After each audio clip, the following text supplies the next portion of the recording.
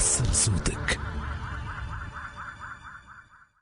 حسب المعطيات الأمنية فإن الكهل حامد حوله شكوك وتم وضعه تحت المراقبة وتم ضبطه في منزل كريه في منطقة باردو لتخزين المسروقات اللي تم حجزها وتفوق قيمتها المادية 35,000 دينار، متأتية من عمليات سرقة تم ارتكابها في منطقة عين زغوان ومنطقة باردو ومناطق متعددة في إقليم تونس الكبرى. وحسب الأبحاث المجراة مع الموقوفين، الشاب المشتبه في تلبسه بعملية بيع المسروق والكهل المشتبه في أنه يشري المسروقات، فإنه الشاري قد اشترى كمية أخرى من المسروقات من مختلف مناطق الجمهورية وفرط فيها بالبيع في وقت سابق، وتحوم حوله شبهة النشاط في شبكة متخصصة في السرقات. وتتمثل المسروقات المحجوزة في مقر الفرقة الشرطة العدلية بباردو في أجهزة تبريد وتنظيف هوائي وأجهزة تلفاز بلازما ودرجات نارية وهوائية وعجلات وإطارات مطاطية وقوارير غاز وتجهيزات